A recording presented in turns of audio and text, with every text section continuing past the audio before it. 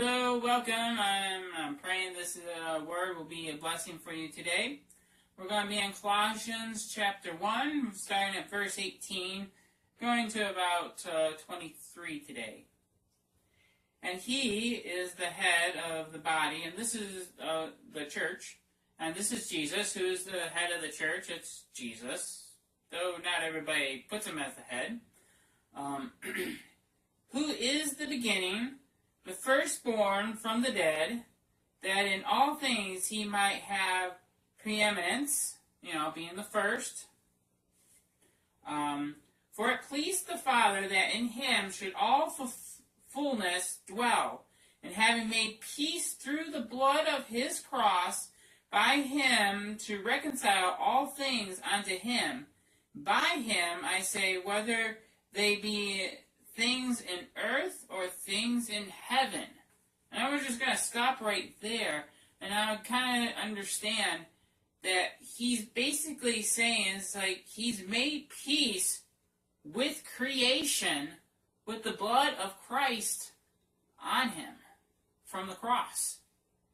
And you got to remember, when Adam took of the fruit, he had authority of the earth. And by sin entering in, it had all been transferred to the devil. And by Jesus dying on the cross, he's basically reconciling the world back to him. And so, therefore, he is now the head of creation. We still deal with the enemy. He's a defeated foe. But continuing on here. And you that were sometime alienated and enemies in your mind by wicked works, yet now has he reconciled. Now he's talking to other Christians here. He's saying, he died on the cross, and he shed his blood as a way of making peace between you and God. That's what he did. He also did it not just for our bodies, but all of creation itself. It talks about the earth mourns, because of the wickedness of man. God's going to redeem this world. He's going to make it anew. He's going to make a new heavens. People don't understand that God is going to make a new earth and a new heaven. And the old things are going to be passed away. Just as we're going to get a new body. Are we not? So we're going to get a new body. There's going to be a new earth and a new heaven. All because Christ died on the cross. Isn't that something? And who were we?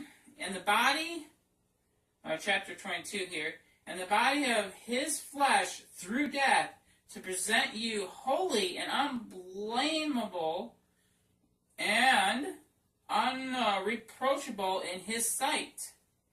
If, and this is the key thing, if you continue in the faith, grounded and settled, and be not moved away from the hope of the gospel, which ye have heard, and which was preached to every creature which is under heaven, whereof I, Paul, am a minister. I'm not Paul, but this is Paul preaching here. And here's the thing I want to say. That all of creation mourns for his coming. So we see here, if you continue, you know what I mean? If you have a choice. You made a choice of salvation. That's good.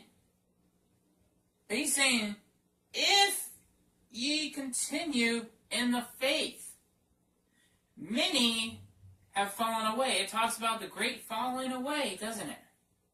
Many have made a choice of faith, but now many have made a choice to walk away from God. Can God save them? Yeah, he could. But they've already made their choice, haven't they? The thing is we can make a choice here. I want to make a choice. I want to go get some ice cream. Halfway there going to get ice cream. Well, you know what? I want a burger instead. Did I make it all the way to get to that ice cream? No, I didn't. And a lot of people is like, yes, I want Christ, and they're walking to get to Christ, but along the way, you know what? It's like, no, I want the sin instead. And they go off into the world. You know, the way to Christ is a very narrow path. But to the world, it's a broad road leading to destruction. And you have the choice. It's your choice. But he's going to reconcile the whole world.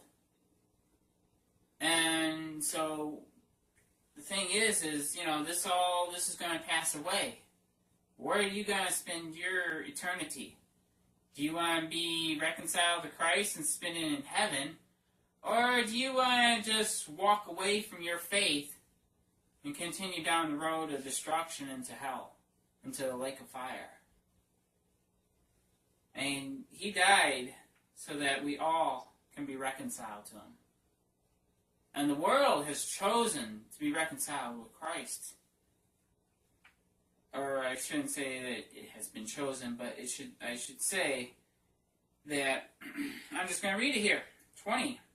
And having made peace through the blood of his cross, by him to reconcile all things unto himself, by him, I say, whether they be things in earth or things in heaven.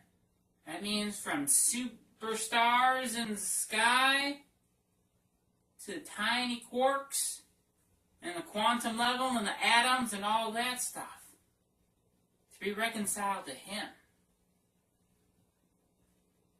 Are you wanting to be reconciled to Christ? Do it. Walk that path of faith with him. Be reconciled with God. Just take time, be reconciled with God. Maybe you have gone, but that's the thing. God is a merciful God. He doesn't want to see the wicked perish. But they will be perished.